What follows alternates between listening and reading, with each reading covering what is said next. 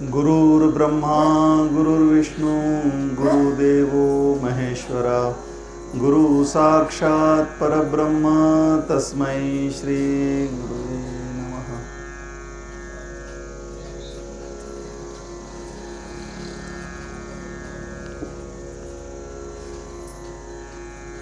काल आपण संकल्प काय असतं, त्याचं सामर्थ्य काय असतं हे एका कथेतून पाहिलं आणि आपल्याला हा जो कथाभाग आहे जसा जसा पुढे जातोय तसा तो त्या प्रत्येक कथेला एक आधार आहे.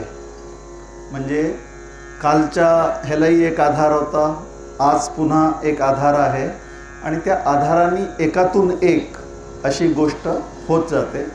तसं आपण लक्षात घ्यावं, नाहीतर काय होईल, गोष्टीमध्ये तर सगळे रमतातच, गोष्टी तर चांगल्याच असतात, कथा चांगल्या असतात, पण त्यातून आपल्याला बोध काय काय घ्यायचा आहे ते जर आपण विसरलो तर मग हे काही कामाचं राहणार नाही. मग काहीतरी कथा सांगितली आणि आपण ऐकली असं होऊन जाईल. म्हणून कालच्या कथेमध्ये त्यांनी संकल्पाचं सामर्थ्य काय असतं असं दत्तगुरूंनी परशुरामांना सांगितलं आणि जो दृष्टांत दिला होता त्याच्यामध्ये टेकडी आपण पाहिली की कसं टेकडीमध्ये आतमध्ये एक जगत निर्माण केलं गेलं आणि ते सगळं संकल्पामुळे झालं. त्यांनी जी दृढ भावना केली त्या संकल्पामुळे त्याला ते जगत निर्माण करता आलं. असा तो योगी होता, तपस्वी होता. आणि त्याच मुनिपुत्रांनी मग आता पुढे त्यांनी म्हटलं सारांश आहे की बाह्य जगत जे आहे हे केवळ भावना मात्र आहे. याचा अर्थ हा की हे जे जगत आहे हे भावना मात्र आहे. आता जसं टेकडीमध्ये त्या योग्याने संकल्प करून एक सृष्टीची निर्मिती केली, सगळे पाची महाभूत तिथे पाहायला मिळाले, ब्रह्मा विष्णू महेश पाहायला मिळाले, तिथे सगळे पर्वत समुद्र पाहायला मिळाले, चंद्र सूर्य होते. पुन्हा प्रजारूपाने सुद्धा तोच मुनिपुत्र होता आणि देवरूपाने ब्रह्मा विष्णू महेश रूपाने पण तोच होता. आता या कथेवरनं आपल्याला एक असा अंदाज घ्यायला पाहिजे की एकच ईश्वर, तोच ब्रह्मा विष्णू महेश होतो, उत्पत्ती स्थिती लय करतो. तोच ईश्वर आकाशापासून पृथ्वीपर्यंत महाभूत रूपाने आहे.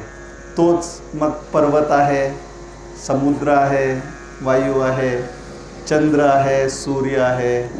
एवढंच काय तर आमच्या तुमच्या रूपाने सुद्धा तोच आहे.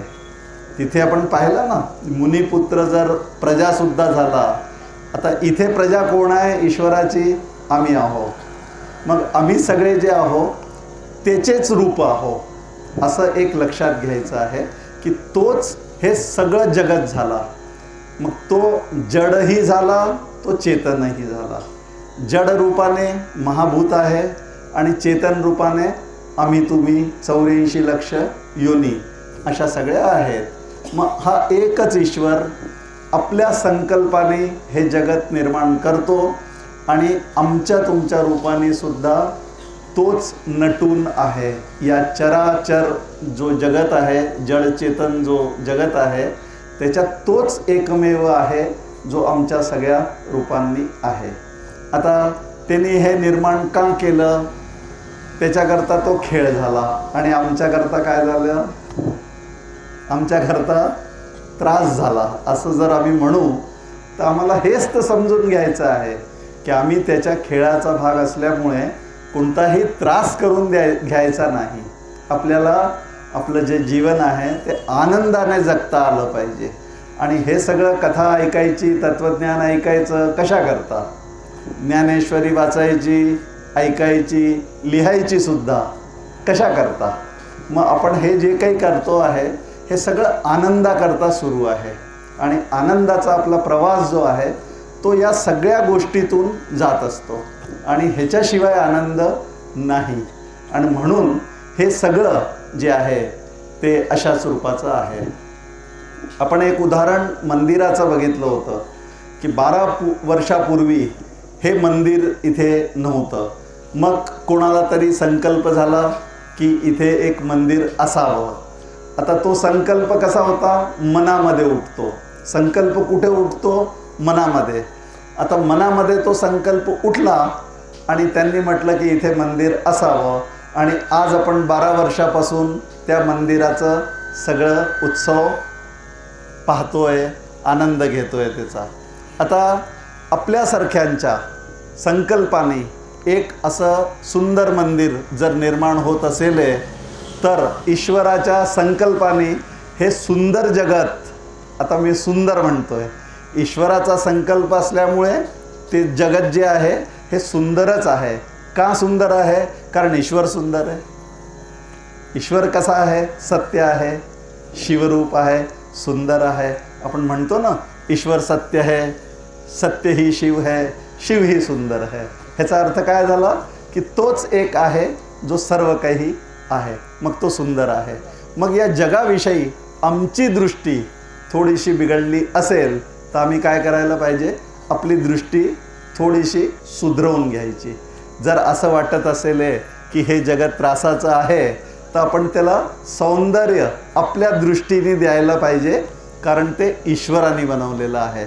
आणि ईश्वराने बनवलेलं त्रासदायक कसं असेल आणि असुंदर कसं असेल, खराब कसं असेल, ते सुंदरच असलं पाहिजे. आणि आम्हाला जर ते सुंदर दिसत नसेल तर आम्ही विचार करण्याची गरज आहे. आणि ते विचार करणं आपलं जे आहे तेच सुरू आहे या कथांच्या मार्फत. म्हणून त्यांनी म्हटलं की हे जे बाह्य जगत आहे हे केवळ भावना मात्र आहे आणि ते चैतन्यावरच भासत आहे. संकल्प जो असतो, तो जो संकल्प करणारा असतो त्याच्याच संकल्पाचा परिणाम हा सगळा जगत रूपाने जर प्रगट झाला असेल तर आपण म्हणू की जगद्रूप चित्र चैतन्यरूप भिंतीवरती आकारलेलं आहे, किंवा जो जगतरूप प्रतिबिंब आहे तो चैतन्यरूप आरशामध्ये दिसत आहे. असं कोणत्याही प्रकारे आपण त्याला नाव देऊ शकतो. प्रतिबिंब रूपाने जगत आरशामध्ये दिसतं आहे असं जरी म्हटलं. आता असं म्हणण्याचं कारण काय की आरशामध्ये जे जे काही दिसतं त्याला आपलं स्वतंत्र जे अस्तित्व आहे ते असत नाही, आरशामुळेच ते अस्तित्व असतं. आता आरशामध्ये जेव्हा आपण पाहतो, काही पण वस्तू जेव्हा पाहतो तर प्रतिबिंबाचं जे अस्तित्व आहे ते कोणामुळे आहे? आरशामुळे आहे असं आपण म्हणतो. आता आरशामध्ये आपण जेव्हा वस्तू बघतो तेव्हा वस्तूंना एक अस्तित्व वेगळं असतं असं आपण पाहतो. पण या जगतरूप जो चित्र, जगतरूप जो प्रतिबिंब आहे तो ज्या आरशामध्ये दिसतो आहे त्याच्यामध्ये या जगत रूपाला स्वतंत्र अस्तित्व नाही, आरशा रूपानेच त्याला अस्तित्व आहे, प्रतिबिंब रूपानेच त्याला अस्तित्व आहे. हे थोडंसं आपण ध्यानात घ्यायचं आहे. आणि जर भिंत बघायची असेल तर चित्र पुसून टाका, म्हणजे मग भिंत दिसेल. मग आपल्याला ईश्वराचं दर्शन करायचं असेल तर या जगाचा विचार जो आहे तात्पुरता बाजूला करायचा आणि मग त्याला बघायचं. असं जर करायचं असेल तर हाच एक उपाय आहे. आणि म्हणून याच पद्धतीने हे समजून घेतलं पाहिजे आपण.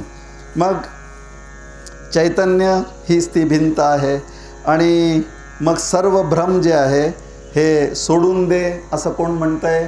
मुनिपुत्र त्या महासेनाला समजावून सांगतोय की तुझे जे भ्रम आहे ते सगळे तू सोडून दे आणि तू माझ्यासारखा होऊन जा. म्हणजे कसा? सामर्थ्यवान होऊन जा. आता मी जशी या टेकडीमध्ये एक पूर्ण जगताची रचना करून त्याच्यावरती राज्य करतोय, जर तुला करायचा असेल तर तू पण असा संकल्प, दृढ संकल्प करून घे. आता दृढ संकल्प शब्दाचा अर्थ आहे की ज्याच्या विरुद्ध कोणताही विकल्प मनात येणार नाही. आपण काय करतो? कोणताही विचार जेव्हा मनामध्ये आपल्या येतो त्याच्या विरुद्ध विचार लगेच तिथे येतो. मला हे करायचं आहे, मग हे होईल की नाही हा विकल्प झाला. संकल्प केला की हे व्हायला पाहिजे, पण लगेच आपण म्हणतो की माझ्याकडनं होईल की नाही, मग असं मग तसं. मग असे नकारात्मक विचार जर आपण नाही नाही म्हणून करत राहिलो तर आपला जो संकल्प आहे, आपली जी भावना आहे त्याची दृढता टिकणार नाही आणि तो संकल्प कधीही ह्याला जाणार नाही, है ना.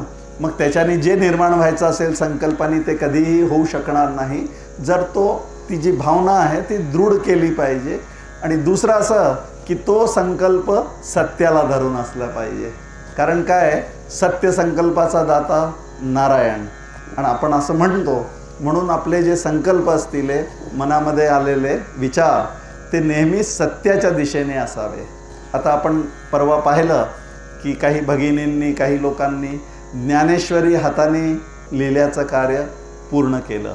आता जेव्हा सुरू व्हायची होती लिहायला तेव्हा तो एक संकल्प त्यांच्या मनात उठला. आता तो कुठे होता संकल्प, मनात होता. आणि मग आता काय झालं, त्याला साकार रूप मिळालं. त्यांनी जेव्हा लिहून काढलं पूर्ण, आता सुरुवातीला त्यांना असं वाटलं असेल की होईल की नाही होणार, पण जेव्हा त्यांनी त्या संकल्पाला मजबूती दिली, दृढता दिली की नाही मी हे करणारच, आता दृढ निश्चय जर झाला तर तो संकल्प पूर्ण होईल. आणि मग पुन्हा तो संकल्प कसा होता, ज्ञानेश्वरी लिहिण्याचा होता. म्हणजे तो काय होता, सत्य संकल्प होता. आणि सत्य संकल्पाचा दाता नारायण आहे. म्हणजे त्या ईश्वरानेच माझ्यामध्ये अशी बुद्धी निर्माण केली की मी असं कार्य करायला पाहिजे. आणि तो जो सत्य संकल्प आहे तो पूर्ण होणारच, कारण तो सत्य संकल्प आहे. म्हणून अशा प्रकारे हे समजून घेतलं की ही जी जगताची रचना आहे ही संकल्पातून, भावनेतून झालेली आहे. आणि ती जी भावना ईश्वराने केलेली आहे त्या ईश्वराची भावना असल्यामुळे हे सगळं जगत असं साकार रूपाने आपल्याला दिसत आहे. आणि हाच विचार इथे या सगळ्या कथेमध्ये सांगितला. आणि मग असं सांगितल्यानंतर श्री गुरु दत्तात्रय म्हणतात, ते परशुरामा, तू असे हे जगत केवळ सत्यत्वाच्या भावनेमुळेच आज तुला सत्य रूपाने भासत आहे. तू याचा चांगला विचार कर, म्हणजे तुझ्या चित्तातील सर्व भ्रम जातील आणि विचाराच्या योगाने तू शांत होशील. अशा प्रकारचा हा संकल्पाचा सामर्थ्य झाला. आता संकल्पाच्या सामर्थ्याचा असा अद्भुत जो प्रकार होता तो परशुरामाने ऐकला. त्याला फार आश्चर्य वाटलं आणि मग त्याने श्री गुरूंच्या सांगण्याचा चांगला विचार केला. आता इथे चांगला विचार केला अर्थ असा आहे की श्री गुरु जे जे काही सांगतात ते फक्त ऐकून होत नाही, त्याचा आपल्या आतमध्ये विचार करायला पाहिजे की त्यांनी जे सांगितलं ते काय होतं, ते जे सांगितलं आहे त्याने काय होतं, है ना. त्यांनी माझ्या कल्याणाकरता जे जे काही सांगितलं असेल ते चांगलं नीट लक्ष देऊन ऐकायला पाहिजे, लिहून ठेवायला पाहिजे डायरीमध्ये की त्यांनी मला जेव्हा भेट झाली तेव्हा त्यांनी मला काय सांगितलं होतं. मग जे सांगितलं ते चांगल्या प्रकारे आता विचार करायचा की आता हे मला कशा प्रकारे करता येईल की जे माझ्या गुरूंनी मला सांगितलेलं आहे.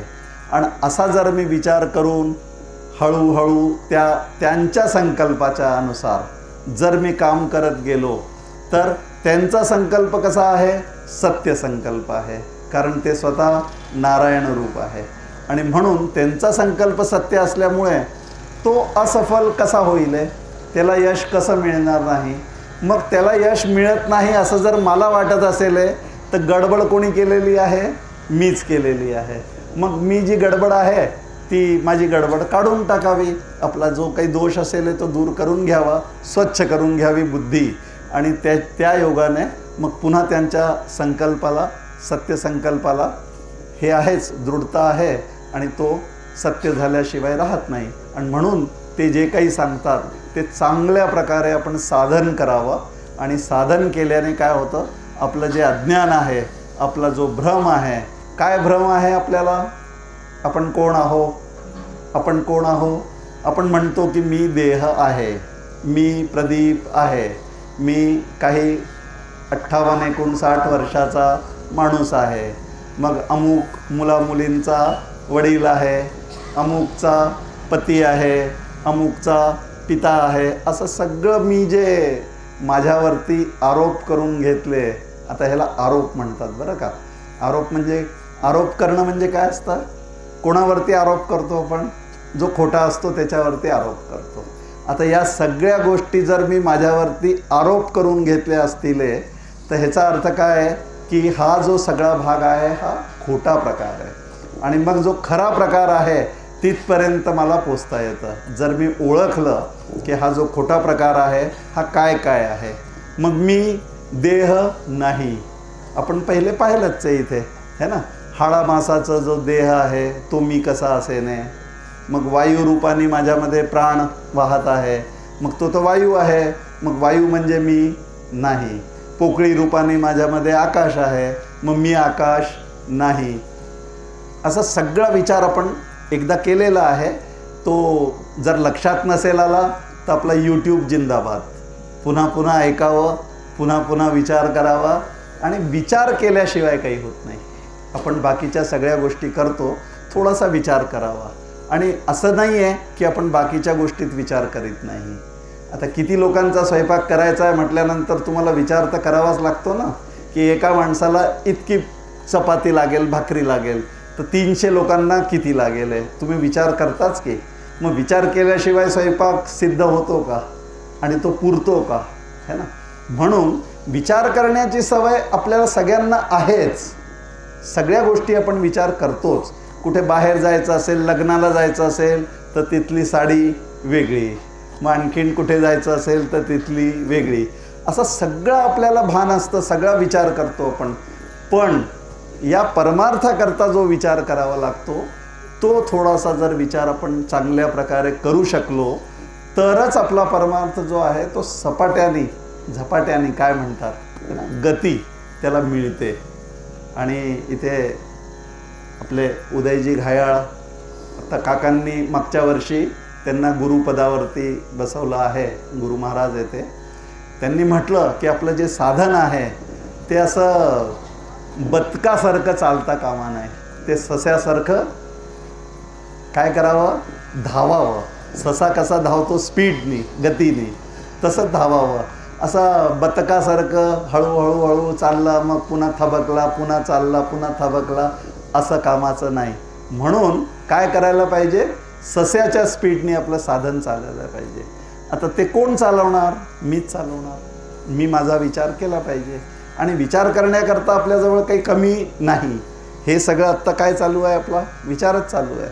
मग अशा पद्धतीने थोडं थोडं शिकून घ्यावं विचार करणं आणि मग विचार करायला सुरुवात करायची. आपण पहिले काय विचार केला होता, जे माझं आहे ते मी नाही. आता हे काय आहे, महामंत्र. आपण हे जर लक्षात ठेवू शकलो की जे माझं आहे ते मी नाही, ज्याला ज्याला मी माझं म्हणतो ते वास्तविक माझं स्वरूप नाही, आणि जे माझ्याहून वेगळं असतं ते माझं स्वरूप असू शकत नाही. म्हणून जगत काय आहे, माझ्याहून वेगळं आहे. जगताला मी जाणतो. मग हे जे देह आहे, आत्ता आपण विचार केला की हा पृथ्वी तत्व आहे, जलतत्व आहे, अग्नितत्व आहे, वायुतत्व आहे, आकाश तत्व आहे. असं पंचमहाभूतांनी निर्माण झालेलं आहे. आणि पंचभूत हे जगात आपल्याला बाहेर पाहायला मिळतात, तसेच आपल्या शरीरामध्ये सुद्धा ते आहे. ह्याचा अर्थ काय, ते सुद्धा जगासारखेच माझ्याहून वेगळे आहे आणि म्हणून ते मी नाही. आता माझे हातपाय, इंद्रिय, ज्ञानेंद्रिय, कर्मेंद्रिय आपण पाहिलं ना, नाक कान डोळा वगैरे सगळे हातपाय हे सगळे ज्ञानेंद्रिय कर्मेंद्रिय आहे, प्राण आहे. मग या सगळ्या गोष्टी मी नाही आहे. म्हणून मग त्यांना मी समजायचं नाही, ते माझ्यापासून वेगळे आहे. मग हा जो मंत्र आहे हा एकदम पाठच करायला पाहिजे. कसा पाठ करायला पाहिजे, ओम अत्री दत्तात्रेयाय नमः हाही मंत्र आहे. आणि आपण काय म्हटलं होतं परवा, मंत्र म्हणजे काय, ज्याचा विचार आपण करू आणि तो आपल्याला तारून नेणार. म्हणून जो तारून नेतो, आपल्याला पार करून देतो भवसागर, त्याला मंत्र म्हणतात. मग हा जसा एक मंत्र आहे तसा हाही एक मंत्रच आहे, जे माझं आहे ते मी नाही. मग अशा पद्धतीचा विचार त्या दत्तात्रेयांनी परशुरामाला सांगितला की हे संकल्पाचं सामर्थ्य तुझ्या नीट लक्षात घे, विचार कर. आणि मग आता ते म्हणतात की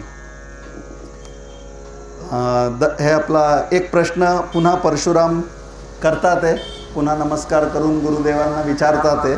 ते म्हणतात आहे की आपण अनेक गोष्टी मला सांगितल्या, मला बोध केला, आणि त्यासंबंधी मी पुष्कळ विचारही केला आणि एक सार शोधून काढलं मी. त्याच्यातून एक सार मला जे वाटतं ते मी शोधून काढलं. ते सार असं आहे की हे जे संवेदन आहे, ज्ञान आहे, चैतन्य आहे, हे काय एक तेच एक सत्यतत्व आहे. आता हे जे म्हणणं आहे संवेदन, संवेदन म्हणजे काय? जाणीव. आपण प्रत्येक गोष्टी जाणतो है ना. आपण परवा पाहिलं होतं की आपण डोळ्याने दृश्य पाहून आपल्याला कळतं, म्हणजे दृश्याचं ज्ञान, रूपाचं ज्ञान आपल्याला डोळ्याने पाहून होतं. ह्याचा अर्थ काय आहे की डोळ्यांनी पाहून आपल्याला कळतं, कानाने ऐकून कळतं, रसनेने जिव्हेने स्वाद घेऊन कळतं. काय कळतं हा तपशिलाचा भाग आहे, वेगळा भाग आहे, पण कळतं हे तर अगदी बरोबर आहे. आता या पांचही ज्ञानेंद्रियांनी आपल्याला काय होतं? ज्ञान होत असतं, कळत असतं. आणि हे जे कळणं आहे, हे जे ज्ञान आहे, हे माझं स्वरूप आहे. जे कळलं आहे ते माझं स्वरूप नाही. जे जाणता येतं ते स्वरूप नाही. जे जाणतं असं म्हणू आपण, ज्याच्या सत्तेवरती, ज्याच्यामुळे आपल्याला ही सगळी जाणीव असते, ते वास्तविक ज्ञानरूप तत्व आहे. तो आत्मा आहे आणि तो कोण आहे? मी आहे. आता या गोष्टीवरती आपण ठाम राहायचं की तो आत्मा जो आहे तो मी आहे.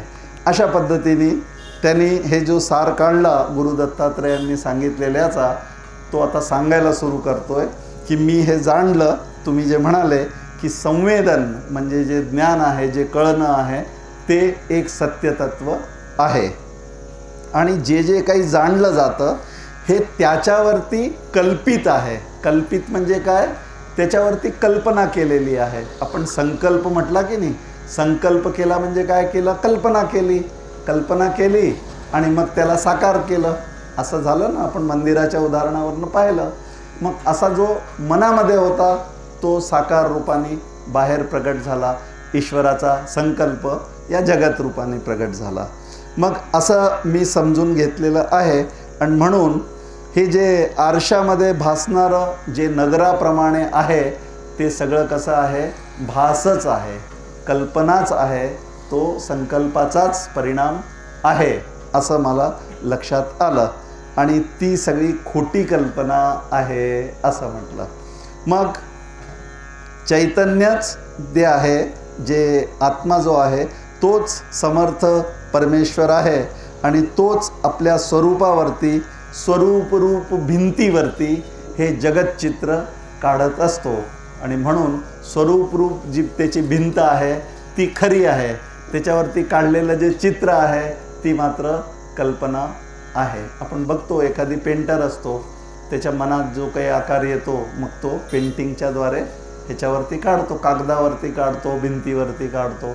मग ही मनामध्ये असलेली कल्पना बाहेर येते आणि मग आपण त्याला सगळे लोक पाहतो, कसं आहे, काय आहे, चांगलं आहे वगैरे.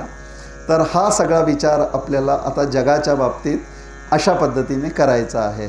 मग हे जे जगतचित्र भासवणारा जो आहे तो मात्र स्वतंत्र आहे, परतंत्र नाही. आपण पाहिलं की स्वतंत्र म्हणजे काय? की त्याला कोणत्याही गोष्टीकरता दुसऱ्याकडे काही मागावं लागत नाही, कोणावरतीही अवलंबून राहावं लागत नाही. आता मी जेव्हा घर बनवतो तेव्हा मला रेती, सिमेंट, सगळ्या गोष्टी, विटा मागवाव्या लागतात, पाणी मागवावं लागतं आणि मग मी माझ्या कल्पनेप्रमाणे घर निर्माण करतो. पण मला सगळ्या जो मटेरियल आहे तो बाहेरून जगाकडून मिळत असतो. आता या ईश्वराने जेव्हा जगत रचना केली तेव्हा त्याच्याकडे मटेरियल सप्लायर कोणीही नव्हता. मग त्यांनीच आपल्या संकल्पाने सगळा मटेरियल रूपही तोच झाला, कल्पनाही त्यांनीच केली आणि सगळ्या रूपाने तोच नटलेला आहे. सांगायचं एकच आहे की या ईश्वराला आपल्याला बघणं शिकायचं आहे की तोच माझ्या रूपाने पण आहे, मी जे बघतो आहे त्या रूपाने पण तोच आहे. आता हळूहळू हळूहळू आपल्याला त्या ईश्वराची एक जे कल्पना आहे चांगल्या पद्धतीने आतमध्ये बसवून घ्यायची आहे. आणि मग तो म्हणतो की त्याला कोणतीही सामग्री लागत नाही आणि सूक्ष्म विचार केल्यावरती मला हे समजलं. आणि म्हणून जो आत्मा आहे तो वस्तुतः जो आहे तो वेद्यरहित आहे. वेद्य म्हणजे जाणण्याचे पदार्थ, म्हणजे या जाणण्याचे जे काही पदार्थ आहे बाहेर आहे त्या सगळ्यांच्या शिवाय तो आहे. म्हणजे जेव्हा हे जगत निर्माण झालं नव्हतं तेव्हासुद्धा तो त्याच्या स्वरूपाने होताच. किंवा या जगाचं जेव्हा प्रलय होऊन जाईल, नेहमीच होत असतं, मग प्रलय झाल्यानंतरसुद्धा तो मात्र तसाचा तसा स्वरूपाने उरतो, है ना.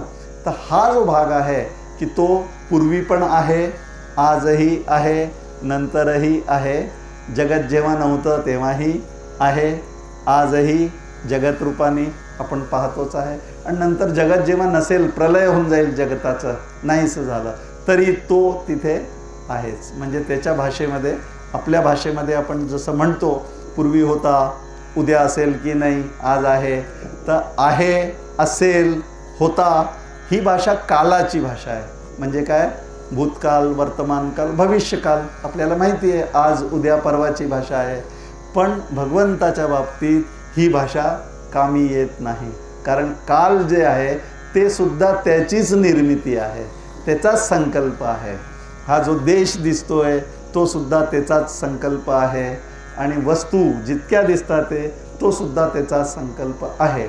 म्हणून देश काय, काल काय, वस्तू काय, सगळ्यांच्या शिवाय तो आहे. अशा पद्धतीने एक विचार आपल्याला आतमध्ये बसवून घ्यायचा आहे. आणि म्हणून या सगळ्या गोष्टींना जे काही आहे रूपाने आपल्याला जे जाणवतं पदार्थ रूपाने, ते सगळ्यांना विकल्प असं म्हणतात. म्हणून तो कसा आहे, निर्विकल्प आहे. म्हणजे तिथे कोणताही विकल्प नाही, जगत त्याच्या ठिकाणी नाही. जगत असताना तो या जगासहित आहे, जगामध्ये तो आहेच, पण जग त्याच्या ठिकाणी नाही असं जे म्हटलं जातं त्याचा हा अर्थ आपण लावू शकतो. एक आणखीन अर्थ करू आपण. आपण नेहमी म्हणतो ओम पूर्णमदः पूर्णमिदं पूर्णात् पूर्णमुदच्यते, ते सगळेच लोक म्हणतच असतात. पण त्याचा अर्थ काय आहे की तो पूर्ण आहे. भगवंत जो आहे तो पूर्ण आहे. आता तो कसा पूर्ण आहे की या जगताची निर्मिती झाली तर त्याच्यातून काहीही कमी झालेलं नाही. हा जो जग आहे जेव्हा आटोपतो, प्रलय पावतो, तर त्याच्यातच जातो. मग त्याच्यात काही भरही पडत नाही. म्हणजे त्याच्यातून काही निघालं तरी तो पूर्णच आहे. ओम पूर्णमदः पूर्णमिदं, हे जे आहे हेही पूर्ण आहे, तेही पूर्ण आहे. कारण काय आहे की पूर्णापासूनच पूर्ण उत्पन्न होतं आणि पूर्णातच पूर्ण जातं. असा त्या पूर्ण आपला जो शांतीपाठ आहे त्याचा अर्थ आहे. आत्ताच्या संदर्भात तो अगदी फिट बसतो म्हणून त्याचा उल्लेख मी केला. आपण सगळेच लोक शांतीपाठ नेहमीच म्हणत असतो, पण जे जे आपण म्हणतो ते जर आपण समजून घेतलं तर त्या म्हणण्यामध्ये जी मजा असते ती एक वेगळीच असते. आपण जे जे काही जाणून बोलतो त्याच्यात एक आनंद वेगळाच असतो. न जाणता आपण बोलत राहू, पाठ करून घेऊ, सगळं काही करून घेऊ, पण ते जाणलं गेलं पाहिजे. जाणलं तर त्यात मजा आहे, म्हणून जाणावं. आता हे अशा प्रकारचं निर्विकल्प विज्ञान सांगितलं त्यांनी की हे जे आत्मा जो आहे त्याचं स्वरूप कसं आहे, तो निर्विकल्प स्थितीमध्ये आहे. म्हणजे त्याच्यावरती काहीही नाही असं जे म्हटलं आहे. आणि हे जे जगत आहे हे कसं आहे, सविकल्प आहे. जगत जे आहे ते विकल्पांसह आहे. विकल्प म्हणजे काय, हे ते सगळ्या गोष्टी विकल्परूपच आहे. मग असा जो आहे परमात्मा तो अशा प्रकारचा आहे. मग ह्याच्या पुढे आता ते म्हणतात आहे की हा जो आत्मा आहे तो निर्विकल्प आहे आणि मोक्षाचं जे स्वरूप आहे ते अशाच प्रकारचं आहे. निर्विकल्प विज्ञान हा जो आहे हाच मोक्षाचं स्वरूप आहे. आणि तो आता मग म्हणतो की मला आता ह्याच्यावरनं एक शंका आली. आता हे सगळं तुम्ही मला समजावून सांगितलं, पण मला अशी शंका आली की मोक्ष जर निर्विकल्प रूपाने असेल आणि ज्ञानी जे असतात, ज्यांना ज्ञान झालेलं आहे है ना, मग ते लोक व्यवहार कसा करतात, कारण त्यांची जी मोक्ष स्थिती आहे तिथं निर्विकल्प असते. आता आपण काकांचं बघितलेलं आहे, मग काका व्यवहार करतात की नाही करतात, अनुग्रह देतात, जेवतात, खातात, आपल्यासारखे सगळ्या गोष्टींमध्ये आपल्याशी बोलतात, ऐकतात. आता हा सगळा व्यवहार आहे है ना. आणि तरीही ते त्यांच्या मोक्ष रूपात असतात निर्विकल्प स्थितीमध्ये. मग हाच जो संदेह आहे, शंका आहे, ही या परशुरामाला आली आणि तो दत्तात्रयांना म्हणतोय की तुम्ही मोक्षाचं जे स्वरूप सांगितलं निर्विकल्प स्थिती, ते ज्ञान्यांना जर ज्ञान झालं असेल, निर्विकल्प स्थितीत ते असतील, मग या जगताचा व्यवहार कसा करतात ते? मग ज्ञान एकच आहे की अनेक प्रकारचं आहे? मग मोक्ष जे आहे ते एक प्रकारचं आहे की अनेक प्रकारचं आहे? कारण काय आहे की तो म्हणतो की आता मी ज्ञान्यांमध्ये कितीतरी ज्ञानी जगामध्ये बघतो. आता कोणी कोणी आहे, कित्येक ज्ञानी शास्त्रविहित कर्मेच करत राहतात, कर्म करणारे ज्ञानी. दुसरे कित्येक नाना प्रकारच्या उपासना चालवत असतात, भक्ती करत असतात. तिसरे आहे कोणी इंद्रियांचा निग्रह करतात, इंद्रियांचा निग्रह करतात आणि समाधीत गडून बसतात, असे ज्ञानी आहे. कोणी तपश्चर्येने देह वाढवतात. मग कोणी निरनिराळ्या प्रकाराने शिष्यगणांना बोध, तत्वबोध करत असतात. मग कोणी दंडनीतीच्या मार्गावर चालून राज्यकारभार करतात. दंडनीती म्हणजे जे शासन जे करतात, राज्यसुद्धा करतात. आणि मग कोणी सभा भरवून वाद करतात. आता पूर्वी पंडित लोक शास्त्रार्थ करायचे, त्याला वाद करणं म्हणतात. मग असे कोणी ज्ञानी असे आहे की जे लोक सभा भरवून वादसुद्धा करतात. कोणी असे आहे की शास्त्रेच लिहित राहतात. आणि मग कोणी नेहमी वेड्यासारखेच वागत राहतात, वेड्यासारख्या वेशात राहतात.